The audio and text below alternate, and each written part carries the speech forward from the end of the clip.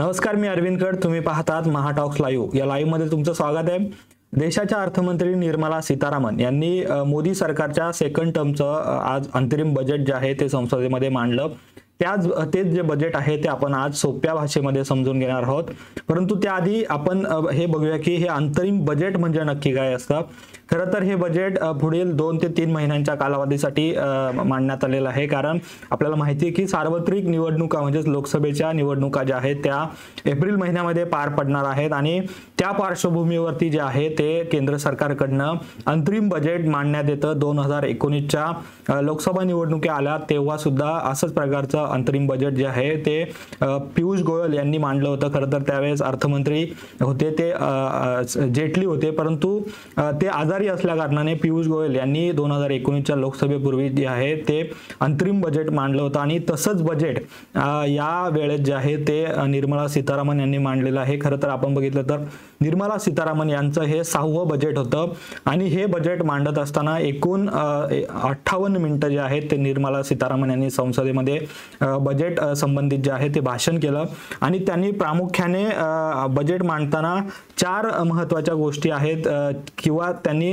4 जाती अशा प्रकारचा शब्द वापरून त्यामध्ये गरिबी असेल, महिला असतील, तरुण असतील आणि कृषी किंवा शेती या 4 याच्यावरती हे बजेट आधारित आहे असं सांगितलं. त्याचबरोबर सीतारामन यांनी असं सांगितलं की हे जे बजेट आहे त्यामध्ये 5.8% वित्तीय तुटीचा अर्थसंकल्प मांडण्यात येणार आहे. खरं तर सीतारामन यांनी जो अंदाज वर्तवला आहे येत्या काही काळातल्या खर्चाचा तो आहे 47.66 लाख कोटीचा आणि जवळपास 5.8% वित्तीय तूट म्हणजेच 18 लाख कोटींची ही वित्तीय तूट आहे ती असणार आहे. त्याचप्रमाणे आपण जसं मगाशी सांगितल्याप्रमाणे गरिबी, महिला, तरुण आणि अन्नदाता म्हणजे शेती यांच्या गरजा आणि महत्त्वाकांक्षा आणि विकास ही आमच्यासाठी प्राधान्याची बाब आहे. त्यामुळे देशाचा विकास हा जो आहे ह्या 4 जातींमध्ये दडलेला आहे. त्यामुळे त्यांच्या विकासातूनच देशाचा विकास साध्य होणार आहे आणि त्या पार्श्वभूमीवरती जे आहे ते निर्मला सीतारामन यांनी आज आपल्या भाषणामध्ये महत्त्वाचे मुद्दे मांडले. यामध्ये आपण सगळ्यात पहिलं बघूया महिलांसाठी जी काही तरतूद करण्यात आलेली आहे. खरं तर मोदी सरकार आल्यापासून एकंदरीतच महिलांना प्राधान्य किंवा नारी शक्तीचा जय जयकार जो आहे तो मोदी सरकारने केलेला आहे. स्वतः अर्थमंत्री ह्या सुद्धा महिला आहेत आणि त्यांनी आज हा 6वा अर्थसंकल्प मांडत असताना एक महत्त्वाची जी योजना आहे तिचं हे केला.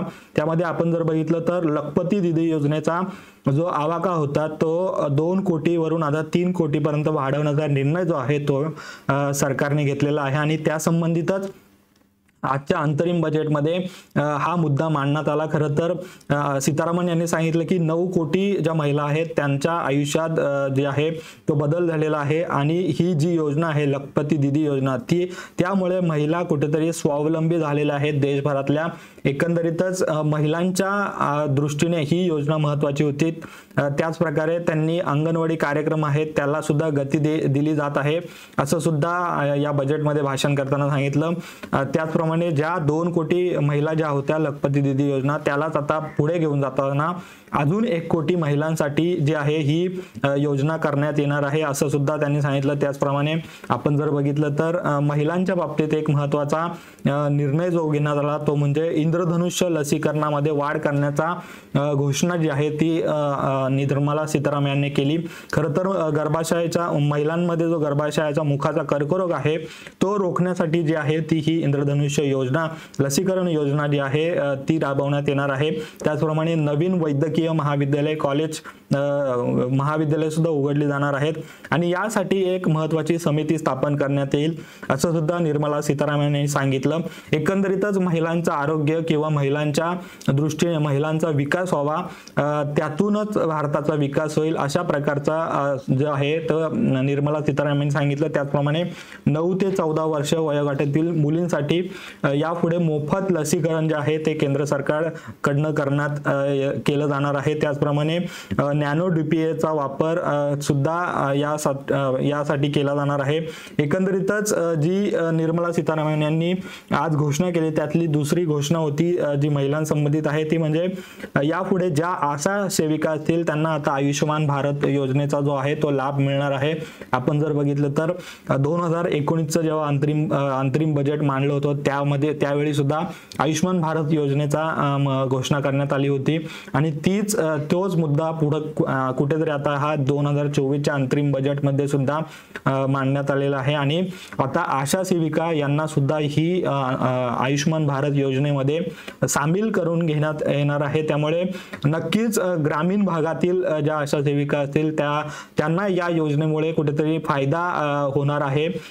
त्यामुळे हा निर्णय सुद्धा जो आहे तो महत्त्वाचा निर्णय घेतलेला आहे. त्याचप्रमाणे उच्च शिक्षणात महिलांची जी आकडेवारी आहे ती सुद्धा गेल्या 10 वर्षात वाढलेली आहे. याचा सुद्धा आकडेवारी यांनी सांगितली.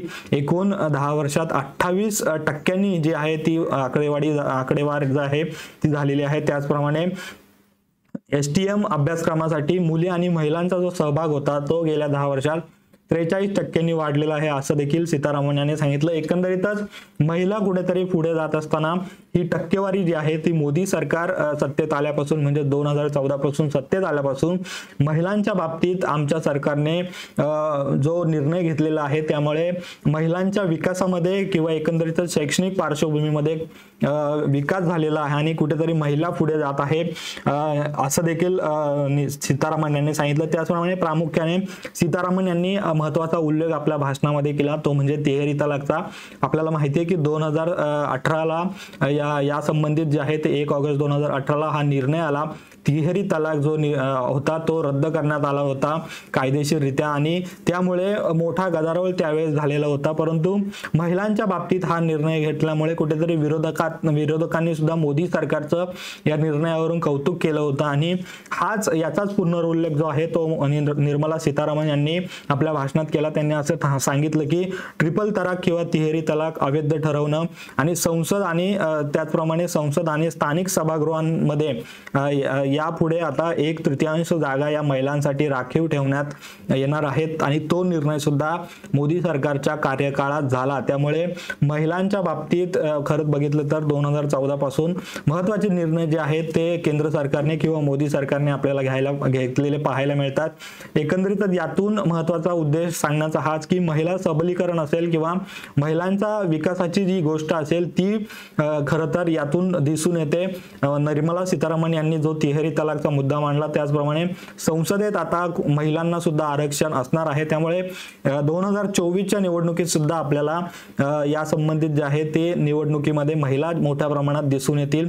त्याचप्रमाणे महिलांसाठी कामाचा लेखाजोखा वाचत असताना निर्मला सीतारामन यांनी प्रामुख्याने भर दिला तो म्हणजे सरकारी प्रयत्नांमुळे जे आहे ती महिलांची उद्योजकतांमध्ये सुद्धा वाढ झालेली आहे. मोठ्या प्रमाणात जे आहेत ज्या महिलांसाठी योजना करण्यात आलेला आहे त्यामुळे बऱ्याच महिला ज्या आहेत त्या उद्योजक झालेल्या आहेत आणि ही टक्केवारी जी आहे ती 24% पर्यंत वाढलेली आहे असं सुद्धा त्यांनी सांगितलं. त्याचप्रमाणे पंतप्रधान नरेंद्र मोदी यांच्या नावाने जी पंतप्रधान आवास योजना करण्यात आलेली आहे त्यामधील 70% घरं जी आहेत ती महिलांच्या नावावरती करण्याचा निर्णय याआधीच सरकारने घेतला होता. एकंदरीतच या निर्णयातून कुठेतरी महिलांना सन्मान मोदी सरकारने किंवा केंद्र सरकारने आपल्याला दिलेला पाहायला मिळतो. त्याचप्रमाणे मगाशी सांगितल्याप्रमाणे जी लखपती दीदी योजना होता त्यामध्ये आता 1 कोटीची वाढ 1 कोटी महिलांना हा फायदा होणार आहे. याआधी 2 कोटी महिलांना याचा फायदा झाला होता. त्यामुळे एकंदरीतच हा आकडा आता 3 कोटीपर्यंत जाणार आहे. त्याचप्रमाणे गेल्या दशकात विज्ञान आणि तंत्रज्ञान किंवा अभियांत्रिकी आणि गणित या अभ्यासक्रमांमध्ये सुद्धा महिलांची नोंदणी किंवा महिलांनी या अभ्यासक्रमांमध्ये PhD करणाऱ्यांची संख्या वाढलेली आहे आणि ही टक्केवारी सुद्धा 28% वाढलेली आहे. हे सुद्धा महत्त्वाचे निर्णय जे आहेत हे निर्मला सीतारामन यांनी आजच्या आपल्या भाषणात वाचून दाखवले. त्यामुळे जे 4 प्रमुख पिलर किंवा ज्या 4 प्रमुख गट सांगितले होते त्यामध्ये महिलांसाठी जे आहे ते आजच्या बजेटमध्ये एकंदरीतच महत्त्वाचे मुद्दे जे आहेत ते निर्मला सीतारामन यांनी मांडले झालेले आहेत. त्यामुळे येत्या काळात या योजना केंद्र सरकारकडून राबवल्या जातील किंवा महिलांना प्रामुख्याने महिला सबलीकरणाचा जो मुद्दा मांडलेला आहे सीतारामन यांनी, यातून महिलांचा विकास किंवा महिला सबलीकरण घडून आणण्यासाठी केंद्र सरकार प्रयत्नशील असणार आहे. एकंदरीतच हेच दिसून येते. खरं तर निर्मला सीतारामन यांचं भाषण झाल्यानंतर पंतप्रधान नरेंद्र मोदी यांनी सुद्धा याविषयी महत्त्वाचे मुद्दे मांडले. त्यांनी प्रामुख्याने आजच्या बजेटमध्ये आम्ही 2 गोष्टींवरती जे आहे ते महत्त्वाचे निर्णय घेतले आणि त्यामधली पहिली जी गोष्ट होती ती अर्थातच लखपती दीदी, यामध्ये 1 कोटी महिलांना स्थान देण्यात येणार आहे. त्याचप्रमाणे दुसरं स्टार्टअप मिळणाऱ्या करसुटीचा विस्तार करण्याची घोषणा आजच्या बजेटमध्ये झाली असं सुद्धा मोदींनी सांगितलं. तर त्यानंतरचा दुसरा मुद्दा आहे तो म्हणजे गरिबी. जो 4 मुद्दे जे निर्मला सीतारामन यांनी सांगितले होते त्यातला दुसरा मुद्दा जो आहे तो गरिबी.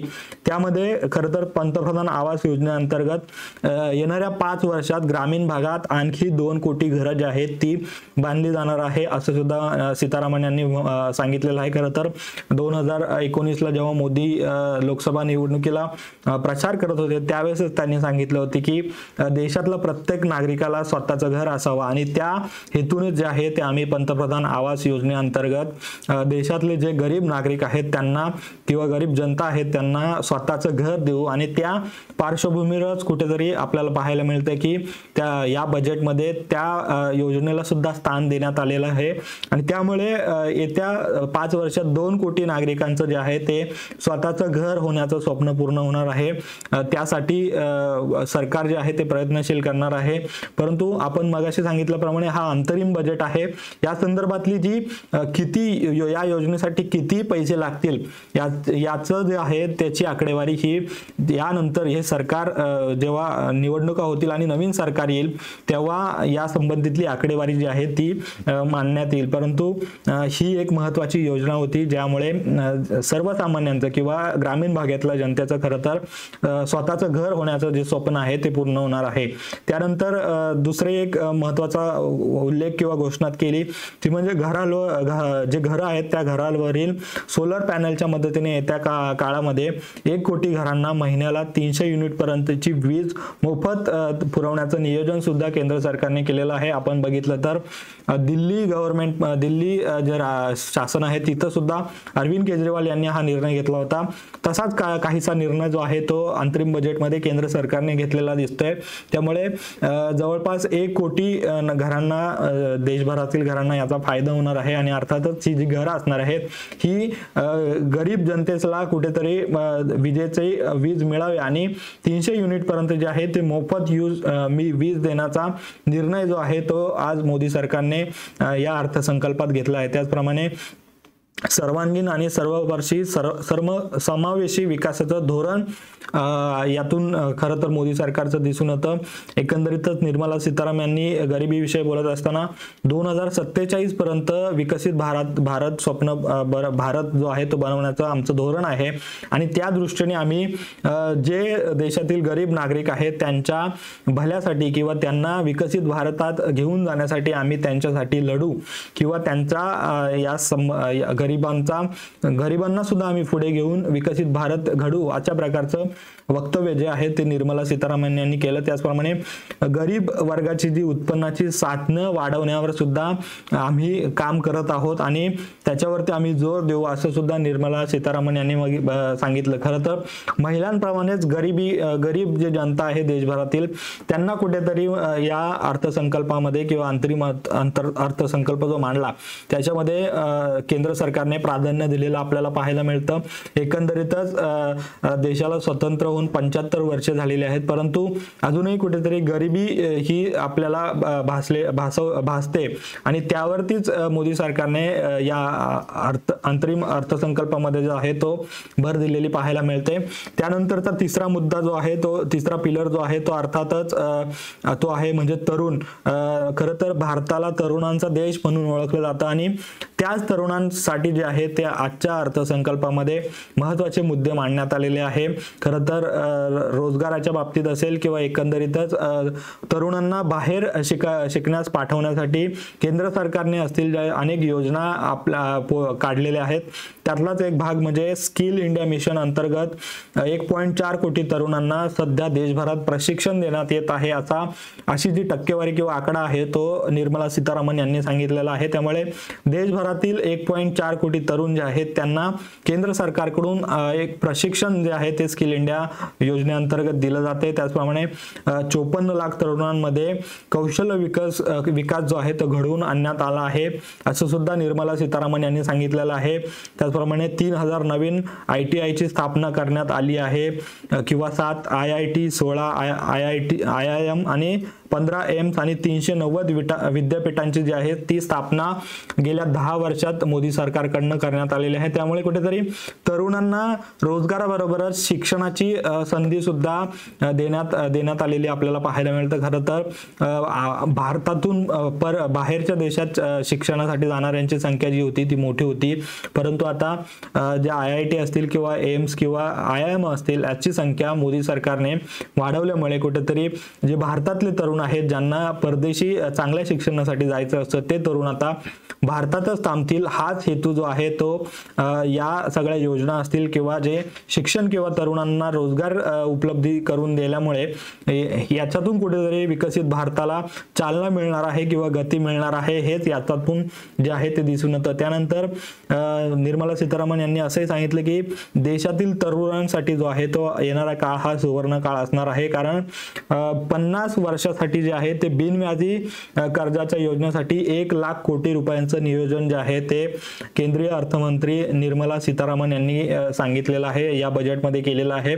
त्यामुळे जे तरुण आहेत ज्यांना स्वतःचा उद्योग उभा करायचा आहे त्यांच्यासाठी खरं तर मोठी संधी असणार आहे, कारण 50 वर्षासाठी बिनव्याजी कर्जाची योजना जी आहे ती मोदी सरकारने आणलेली आहे. त्यामुळे जे तरुण असतील ज्यांना आपला स्वतःचा उद्योग उभा करायचा आहे किंवा नोकरी करण्यापेक्षा ज्यांना उद्योग करण्याचं ज्यांचं स्वप्न आहे त्यांच्यासाठी ही खरं तर महत्त्वाची योजना असणार आहे. आणि जवळपास कर्ज फेडण्यासाठी जे 50 वर्ष बिनव्याजी कर्ज देण्यात आल्यामुळे नक्कीच या योजनेमुळे जो आहे तो देशातील तरुणांना याचा फायदा होईल किंवा जे बाहेरगावी असणारे जे आहेत परदेशात असणारे जे तरुण आहेत ते सुद्धा पुन्हा आपलं शिक्षण घेऊन आल्यानंतर ते सुद्धा या योजनेचा फायदा घेऊन नक्कीच भारतामध्ये जो आहे तो आपला स्टार्टअप उभा करून वेगवेगळे उद्योगधंदे जे आहेत ते उभे करू शकतात आणि या योजनेचा प्रामुख्याने देशातील तरुणांना फायदा होणार आहे. त्यामुळेच कुठेतरी सीतारामन असं म्हणाले की देशातील तरुणांसाठी जो आहे हा येणारा काळ सुवर्ण काळ असणार आहे. त्याचप्रमाणे तरुणांकडे लक्ष देत असताना कुठेतरी तरुण जे ज्यांना खेळ जे पसंत आहेत त्यांच्यासाठी सुद्धा क्रीडा क्षेत्रात आजपर्यंत तरुण खेळाडूंनी मिळवलेला यशाचा जो आहे तो देशाला सार्थ अभिमान आहे असं सांगताना आशियाई क्रीडा स्पर्धा किंवा एशियन पॅरा गेम्स 2023 ज्या भारतामध्ये झाल्या त्यामध्ये सर्वाधिक पदकांची कमाई ही भारतीय खेळाडूंनी केली, जिंकून आणली आहे. हे सांगत असतानाच येत्या काळात जे खेळाडू असतील जे त्यांच्यासाठी क्रीडा मंत्रालयाच्या माध्यमातून सुद्धा काही योजना राबवू आम्ही असा जे आहे ते निर्मला सीतारामन यांनी सांगितलेलं आहे. त्यामुळे महिलांसाठी किंवा गरिबांसाठी हे करत असतानाच कुठेतरी जो भारत तरुणांचा देश म्हणून ओळखला जातो असं आपण म्हणतो, त्याच वेळेस मोदी सरकारने जे आहे ते तरुणांसाठी ज्या आहेत त्या खास योजना ज्या आहेत त्या या बजेटमध्ये आपल्याला आणलेल्या पाहायला मिळतात. त्यामुळे तरुणांना येत्या काळात नक्कीच याचा फायदा होणार आहे. सगळ्यात महत्त्वाची योजना तीच होती की 50 वर्षासाठी बिनव्याजी कर्जाचे जे आहे त्याच्यासाठी 1 लाख कोटी रुपयांचं नियोजन जे आहे ते केंद्र सरकारकडनं करण्यात येणार आहे. त्यानंतरची चौथा आणि महत्त्वाचा भाग आहे तो म्हणजे कृषी. खरं तर भारत हा तरुणांचा देश जसा ओळखला जातो तसाच कृषी प्रधान देश अशी सुद्धा भारताची ओळख राहिलेली आहे. त्यामुळे कृषी किंवा एकंदरीत शेती किंवा जो अन्नदाता आहे जो भारताला अन्न पुरवतो त्या संबंधित सुद्धा या अंतरिम बजेटमध्ये सरकारने विशेष भर दिलेला दिसतो. आपण जर बघितलं तर सीतारामन असं म्हणालेत की शेतकरी हे आपले अन्नदाता आहेत, त्यामुळे जे आहेत त्यांच्याकडे लक्ष द्यायलाच हवं आणि त्याच दृष्टीने जे आहे ते PM केअर रिफॉर्म योजनेत दरवर्षी 8 कोटी शेतकऱ्यांना जसा फायदा होतो त्याच पद्धतीने गेल्या 4 वर्षात जे आहेत ते 5 वर्षात जे आहे तो 4 कोटी शेतकऱ्यांना जो आहे तो पीक विम्याचा योजनेचा फायदा झालेला आहे आणि याची आकडेवारी जी आहे ती आता वाढणार आहे असं सुद्धा सीतारामन यांनी सांगितलेलं आहे। त्याचप्रमाणे कृषी क्षेत्रातील कृषी क्षेत्र जे आहे ते स्वयंपूर्ण करण्यासाठी आमचं सरकार जे आहे ते कटिबद्ध आहे आणि त्यासाठी कृषी क्षेत्रामध्ये येत्या काही काळात 55 लाख रोजगार निर्माण केले जाणार आहेत असं सुद्धा सीतारामन यांनी सांगितलेलं आहे आणि त्यासाठी खास म्हणजे पंतप्रधान किसान संपदा योजनेच्या माध्यमातून जो आहे तो आतापर्यंत 38 लाख शेतकऱ्यांना लाभ झालेला आहे आणि यातून 10 लाख जी आहे ती रोजगार निर्मिती झालेली आहे आणि ही जी योजना आहे ती पुढे सुरू ठेवण्यात येऊन त्यातून आणखीन 55 लाख रोजगार जे आहे ते निर्माण करायचे आहेत। त्यामुळे एकंदरीतच जसं तरुणांना बिनव्याजी कर्जाची जी योजना आणलेली आहे त्याचप्रमाणे कृषी क्षेत्रात सुद्धा कुठेतरी तरुण किंवा शेतकरी मागे राहू नये, त्यामुळे कृषी क्षेत्रात सुद्धा रोजगाराच्या संधी उपलब्ध करून देण्यासाठी आजच्या बजेटमध्ये खास जे आहे ती तरतूद करण्यात आलेली आहे। त्यामुळे कुठेतरी सर्व्हिस सेक्टर किंवा सेकंडरी सेक्टर जे आहे त्याचप्रमाणे कृषी क्षेत्र जे प्रायमरी सेक्टर म्हणून ओळखलं जातं त्यामध्ये सुद्धा जे आहे ते यासाठी तरतूद करण्यात आलेली आहे। त्याचप्रमाणे कृषीला जोडधंदा असणारा दुग्ध व्यवसाय याच्यासाठी सुद्धा खरं तर यामध्ये बोलत असताना निर्मला सीतारामन यांनी खंत व्यक्त केली ती म्हणजे भारत हा जगातला सर्वात मोठा दुग्ध उत्पादन करणारा देश आहे, परंतु दुभत्या जनावरांचं उत्पादन मात्र अत्यंत संत गतीने होत आहे असं सुद्धा निर्मला सीतारामन यांनी बोलून दाखवलं। त्याचप्रमाणे शेतकऱ्यांच्या पीक कापणी झाल्यानंतर होणारं नुकसान टाळणं गरजेचं आहे आणि पीक काढणीनंतरचे नुकसान टाळण्यासाठी ज्या योजना आखलेल्या आहेत त्या योजनेवरती काम केलं जाणार आहे। त्यासाठी जे आहे ते केंद्र सरकार खाजगी आणि सार्वजनिक क्षेत्रातील भागीदारी वाढवण्यासाठी जे आहे ते कार्यवाही करत आहे। त्याचप्रमाणे तेलबिया उत्पन्नाच्या अभियानाला सुद्धा सरकारकडनं बळ दिले जाईल।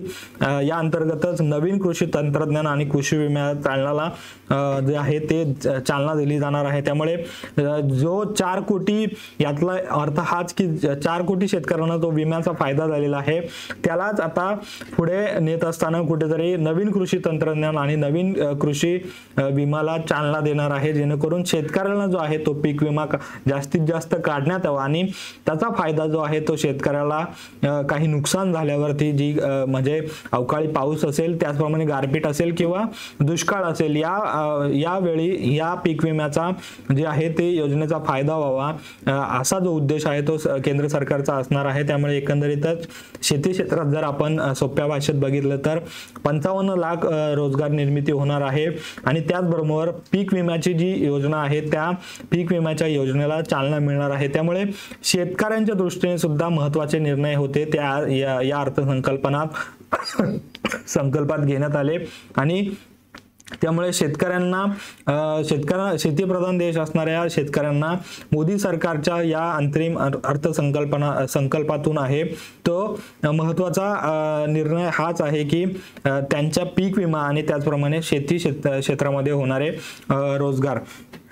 त्याचप्रमाणे आपण जर बघितलं तर नोकरदारांना किंवा एकंदरीतच जो देशाचा GDP आहे त्या बाबतीमध्ये आपण जर बघितलं तर हे 4 महत्त्वाचे मुद्दे सोडत असताना जर आपण बघितलं तर त्यानंतरचे महत्त्वाच्या घोषणा किंवा योजना ज्या मोदी सरकारने किंवा निर्मला सीतारामन यांनी आजच्या बजेटमध्ये मांडल्या त्यामध्ये सगळ्यात जास्त जो GDP मधला वाटा आहे तो सगळ्यात जास्त म्हणजे जर 100 रुपये जर येत असतील तर त्यातला सगळ्यात जास्त वाटा जो आहे तो संरक्षण क्षेत्रासाठी खर्च करण्यात येणार आहे। खरं बघितलं तर देशाच्या दृष्टीने जे आहे ते डिफेन्स किंवा संरक्षण हे महत्त्वाचं आहे आणि त्यासाठी म्हणून GDPच्या 3.4% खर्च करण्यात येणार आहे आणि सगळ्यात जास्त खर्च जो आहे तो संरक्षण क्षेत्रालाच देणार आहे.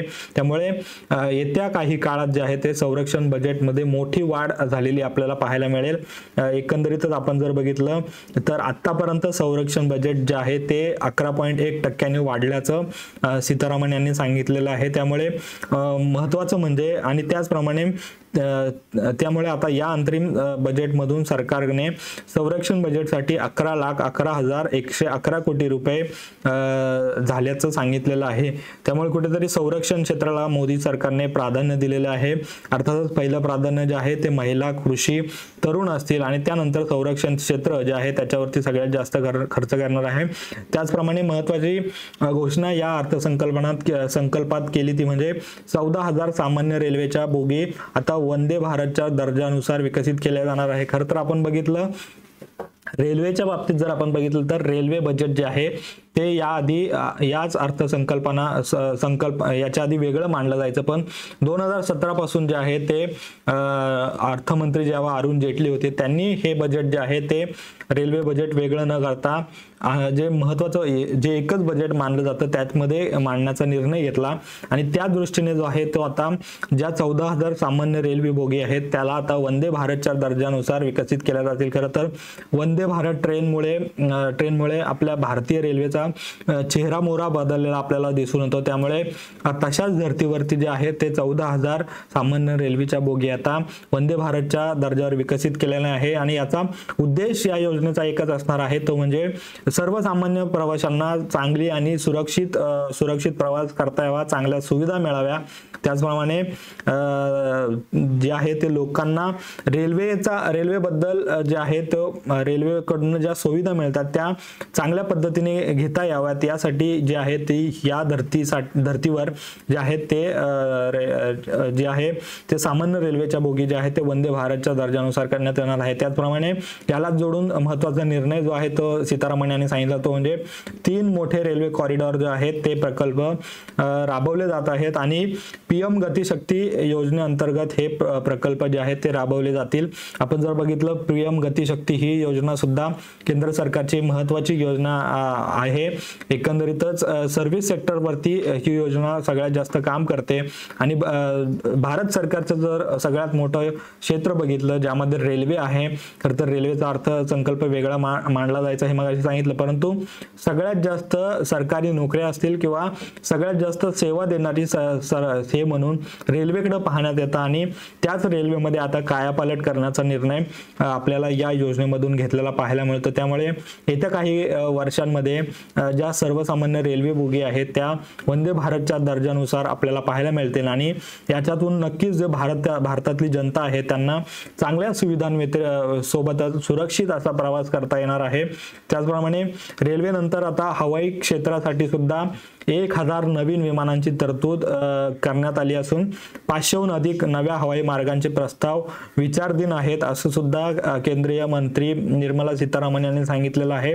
खरं तर भारत विकसित होत असताना जे आहे ते शहरांची कनेक्टिव्हिटी वाढावी त्यासाठी जे आहेत ते विमानतळ असतील किंवा नवीन विमानं घेण्याचा प्रस्ताव जो आहे तो केंद्र सरकारने समोर आणलेला आहे आणि त्यामुळे प्रवासाचे मार्ग असतील, हवाई प्रवासाचे मार्ग, त्याचबरोबर विमान खरेदीचा प्रस्ताव सुद्धा सरकारने घेतलेला असल्यामुळे यामुळे नक्कीच जे आहे ते सर्व्हिस सेक्टर किंवा एकंदरीतच पर्यटनाला यातून चालना मिळणार आहे आणि लोकांची कनेक्टिव्हिटी जी आहे ती हवाई मार्गाने ही पटकन आणि लवकर झाल्यामुळे लोकांचा वेळ याच्यातून खूप वाचणार आहे. त्यामुळे ह्यावरती सरकारने भर दिलेला आपल्याला पाहायला मिळतंय. त्यानंतरचा महत्त्वाचा मुद्दा होता तो म्हणजे नरेंद्र मोदी जे आहेत ते लक्षद्वीपला गेल्यानंतर मध्ये काही दिवसापूर्वी मालदीव आणि भारत यांच्यामध्ये वाकयुद्ध रंगलेलं पाहायला मिळालं होतं आणि तोच मुद्दा कुठेतरी या बजेटमध्ये सुद्धा आपल्याला पाहायला मिळाला. अर्थसंकल्पाने लक्षद्वीप जे आहे त्या पर्यटनाचा उल्लेख केलेला आहे। आणि खरं तर लक्षद्वीपसाठी अर्थमंत्र्यांनी व्यवसायाच्या दृष्टीने हा उल्लेख केलेला आहे। देशांतर्गत पर्यटनाला यातून चालना मिळणार असंच यातून दिसून येते। त्यामुळे जे नैसर्गिक बंदर आहेत त्यांना एकमेकांशी जोडण्याचे प्रकल्प, त्याचप्रमाणे पर्यटनासाठी जे आहेत त्या पायाभूत सुविधा आणि इतर ज्या कोणत्या सुविधा असतील त्यामध्ये ट्रान्सपोर्टेशन असेल किंवा हॉटेल इंडस्ट्री असेल, या सर्व गोष्टींचा जो आहे तो लक्षद्वीपसह इतर आता जी भारतीय बेटं आहेत त्यावरती सुद्धा हे विकास प्रकल्प हाती घेण्यात येणार आहे। त्यामुळे कुठेतरी भारताने लक्षद्वीपचा मुद्दा जो आहे तो मुद्दा बजेटमध्ये घेऊन कुठेतरी मालदीवला दणका दिलेला आपल्याला पाहायला मिळतं। खरं तर लक्षद्वीप चे आपण जर बघितलं तर नरेंद्र मोदी लक्षद्वीपला गेल्यानंतर सोशल मीडियावरती लक्षद्वीप जो हा शब्द आहे तो सगळ्यात जास्त सर्च करण्यात आला होता आणि त्यालाच कुठेतरी प्रामुख्याने डोळ्यासमोर ठेवून या बजेटमध्ये लक्षद्वीपचा पर्यटनाचा मुद्दा जो आहे तो सरकारने मांडला आणि त्या बाबतीत जी आहे ती घोषणा आज अर्थमंत्र्यांनी आपल्या भाषणामध्ये केली। त्यानंतर जर बघितलं तर निर्मला सीतारामन यांनी असंही सांगितलं की 2025चं जे वर्ष असणार आहे ते पायाभूत सुविधांसाठी 11.11 लाख कोटींच्या तरतूद आम्ही करणार आहोत। एकंदरीतच देशाचा विकासाचा विचार करत असताना सगळ्यात जास्त पहिला मुद्दा येतो तो म्हणजे पायाभूत सुविधेचा। त्यामध्ये प्रामुख्याने रस्ते असतील किंवा रस्ते, पाणी, त्याचप्रमाणे ज्या बाकीच्या सुविधा असतील यामध्ये शहरं उभं करत असताना हॉस्पिटल्स असतील किंवा इतर गोष्टी असतील, यामध्ये हवाई मार्ग असतील। एकंदरीतच आपण जर बघितलं याआधी रेल्वे सर्व्हिस असेल किंवा हवाई सर्व्हिस या संबंधित जो आहे तो या बजेटमध्ये मुद्दे मांडण्यात आले आणि त्याचाच अर्थ आहे तो म्हणजे पायाभूत सुविधा आहेत ज्या भारतातील जनतेला मिळाव्यात यासाठी 11.11 लाख कोटी रुपयांची तरतूद जी आहे ती सरकारकडनं करण्यात येणार आहे असं सांगितण्यात येत आहे। त्याचप्रमाणे भारत सरकारने जे अमृतकाल धोरण मांडलं होतं, खरं तर 75 वर्ष झाली आहेत देशाला स्वातंत्र्य होऊन आणि त्याच गोष्टीवरती गेल्या वर्षी पंतप्रधानांनी दिल्लीत झेंडावंदन केल्यानंतर लाल किल्ल्यावरून जेव्हा भाषण केलं तेव्हाच खरं तर सांगितलं होतं की देशाचा अमृतकाल सुरू झालेला आहे। येत्या 25 वर्षामध्ये जे आहे ते भारताचं रूप बदलायचं आहे। 2047ला भारताला स्वातंत्र्य होऊन 100 वर्ष पूर्ण होईल आणि त्यावेळेस विकसित भारत हा जगामध्ये असणार आहे। त्यामुळे अमृतकाल योजनेसाठी एकंदरीतच आपण बघितलं तर शाश्वत विकास आणि सर्वसमावेशक विकास, त्याचप्रमाणे उद्योगधंद्यांमध्ये वाढ, त्याचप्रमाणे उत्पादकता वाढवणे भारतातील आणि कुठेतरी संसाधनांमध्ये गुंतवणूक करून या जो आहे तो विकसित भारताला चालना देण्याचा जो मुद्दा जो मांडण्यात आला होता पंतप्रधान मोदींकडनं त्याचाच उल्लेख आज सीतारामन यांच्या भाषणामध्ये करण्यात आला। त्याचप्रमाणे आपण मगाशी सांगितल्याप्रमाणे नोकरदारांना आजच्या बजेटमधनं काय मिळालं तर खरं तर रिटर्न फाईल करणाऱ्यांची करदात्यांची संख्या जी आहे ते गेल्या काही वर्षात 2.4% वाढली आहे। त्यामुळे सीतारामन यांनी करदात्यांच्या पाठिंब्यासाठी खरं तर त्यांचे आभार मानले आजच्या भाषणामध्ये। त्याचप्रमाणे जो टॅक्स स्लॅब आहे त्याच्यामध्ये कुठलेही बदल करण्यात आलेले नाही आहेत। खरं तर नव्या कर रचनेनुसार म्हणजे पहिली जी जुनी कर रचना होती आणि नवी कर रचना जी आणली होती गेल्या वर्षीच्या बजेटमध्ये त्या बजेटमधून कुठेतरी 7 लाखापर्यंतचं उत्पन्न असणाऱ्या करदात्यांना आता कोणताही कर भरावा लागणार नाहीये। खरं तर ही जी घोषणा आहे ती मागच्या बजेटमध्येच करण्यात आली होती। त्यामुळे नोकरदार असतील किंवा सर्वसामान्य जे असतील जे करदाते आहेत त्यांना या बजेटमधून तसं काहीच मिळालेलं नाही, परंतु कुठलाही बदल न केल्यामुळे जे 7 लाखापर्यंत उत्पन्न असणारे जे करदाते आहेत, जे लोक आहेत त्यांना मात्र कुठलाही कर भरावा लागणार नाही। त्याचप्रमाणे करपात्र उत्पन्नात 3% जी आहे ती वाढ करण्यात आलेली आहे। एकंदरीतच आपण जर बघितलं तर प्रत्यक्ष आणि अप्रत्यक्ष कर रचनेत कुठलेही बदल झालेले नाही आहेत, परंतु कॉर्पोरेट टॅक्स मध्ये मात्र सरकारकडून बदल करण्यात आलेले आहे। आधी कॉर्पोरेट टॅक्स हा 30% होता, आता त्याच्यामध्ये 8%नी वजावट करून हा जो कॉर्पोरेट टॅक्स असणार आहे तो 22%वरती करण्यात आलेला आहे। त्यामुळे जे उद्योजक आहेत मोठे मोठे त्यांना यातून काहीसा फायदा झालेला आपल्याला पाहायला मिळणार आहे, कारण जो 30% जी टॅक्स होता कॉर्पोरेट टॅक्स होता 22%वरती आणण्यात आलेला आहे। त्यामुळे तसा सर्वसामान्यांना यात जो आहे तो कुठल्याही करदात्यांना याचा फायदा होत नसला तरी जे कॉर्पोरेट टॅक्स पेअर आहेत त्यांना मात्र या बजेटमधून काहीसा दिलासा मिळालेला आपल्याला पाहायला मिळतंय. त्याचप्रमाणे यामध्ये केंद्र सरकारने गव्हर्नन्स अँड डेव्हलपमेंट परफॉर्मन्स अर्थात जीडीपी जो आहे देशाचा त्यावर समान भर देत आहे सरकार असं सांगितलं तर एक प्रकारे जीडीपी मध्ये गेल्या जशी देशाच्या अर्थव्यवस्थेमध्ये ग्रोथ होते त्यामुळे त्याप्रमाणे देशातल्या लोकांचा जो जीडीपी आहे तो सुद्धा वाढतोय हेच यातून दिसून येतं. कारण सीतारामन यांनी सांगितल्याप्रमाणे जीडीपी वरती जो आहे तो समान भर आम्ही देत आहोत असं सांगितलं. त्याचप्रमाणे यामध्ये सीतारामन यांनी एक महत्त्वाचा उल्लेख केला तो म्हणजे देश प्रथम या भूमिकेवरती जो आहे तो आम्ही विश्वास ठेवून वाटचाल करत आहोत. शाश्वत विकासासाठी आणि सर्वांगीण विकासाचा मार्ग जो आहे तो आम्ही स्वीकारला आहे. त्यामुळे 2000 पूर्वी आपण कुठे होतो आणि या 10 वर्षानंतर आपण कुठे आहोत याकडे देशातील जनतेने पाहण्याची गरज आहे. एक प्रकारे आपल्या भाषणातून कुठेतरी काँग्रेसवर किंवा 2014च्या आधी जे सरकार होतं त्यावरती निशाणा आपल्याला पाहायला मिळाल की सीतारामन यांनी साधला. त्यामुळे त्यांनी असं सांगितलं की त्या वर्षांमध्ये किती गैरकारभार झाला हे पाहून यातून धडा घेण्याची गरज आहे आणि केंद्र सरकार जर वेळ आली तर याची सगळ्याची चौकशी करून या संदर्भात कुठेतरी श्वेतपत्रिका सादर करू असं सुद्धा सीतारामन यांनी थेट इशारा जो आहे तो 2014च्या आधीचे सरकार होतं त्यांना दिलेला आहे. एकंदरीतच सरकारकडनं ही श्वेतपत्रिका सादर करणार असं सांगितलं जात असलं तरी लोकसभा निवडणुका तोंडावरती आहेत त्यामुळे या बजेट नंतरच्या बजेटमध्ये ही श्वेतपत्रिका सादर होते का हे सुद्धा पाहावं लागेल. त्याचप्रमाणे एकंदरीतच सीतारामन यांनी असं सांगितलं की अर्थव्यवस्थेची जी चांगली कामगिरी आहे महागाई जी आहे ती सामान्य राहिलेली आहे गेल्या 5 वर्षामध्ये. त्याचप्रमाणे 2024 पर्यंत भारताला विकसित बनवण्यासाठी आमचं सरकार काम करणार आहे असं सुद्धा सीतारामन यांनी सांगितलं.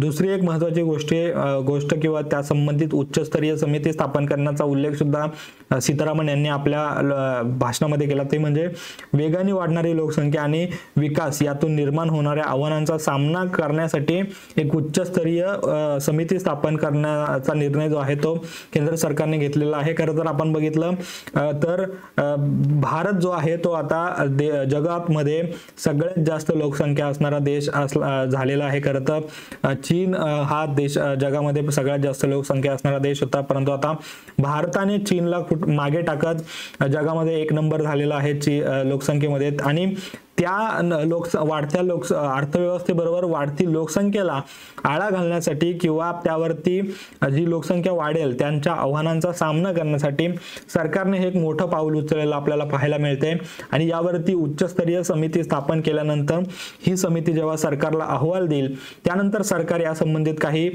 ठोस उपाययोजना करतं का हे सुद्धा पाहावं लागणार आहे. परंतु हा निर्णय मात्र घेणं महत्त्वाचं होतं आणि हा निर्णय सरकारने जो आहे तो घेतलेला आहे आणि याची जी आहे ती याच्याबद्दलच सीतारामन यांनी सांगितलेलं आहे.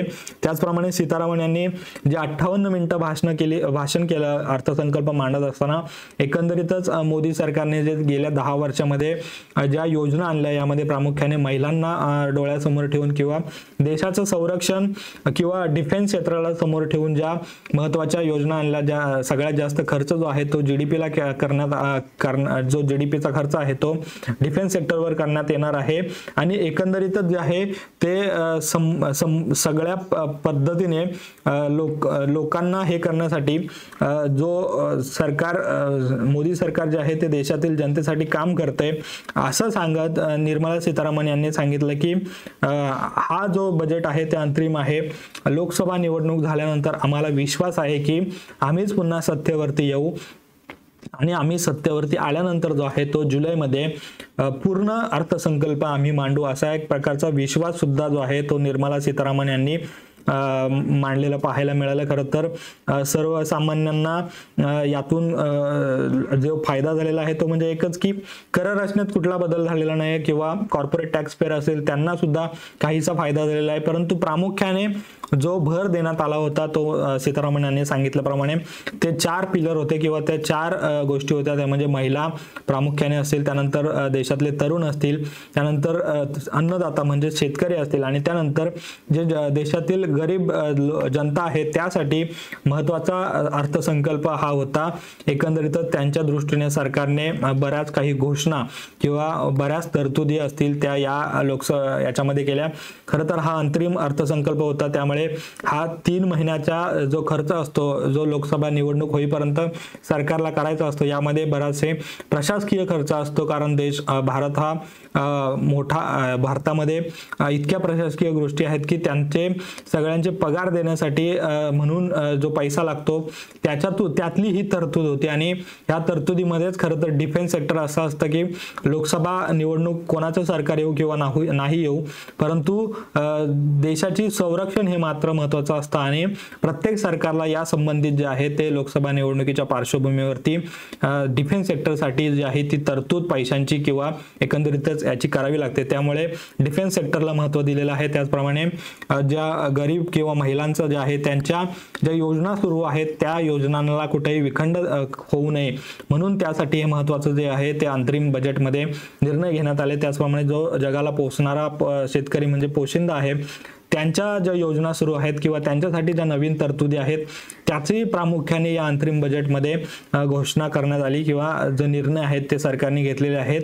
दरम्यान आपण जर बघितलं तर हे बजेट सीतारामन यांनी मांडत असताना त्यांनी एक महत्त्वाचं जे सांगितलं ते म्हणजे जुलैमध्ये जेव्हा संपूर्ण अर्थसंकल्प मांडण्यात येईल त्यावेळेस येणारा जो काळ असेल अमृत काळ त्या भारताचा रोडमॅप जो आहे तो आम्ही जुलैमधल्या अर्थसंकल्पात मांडू.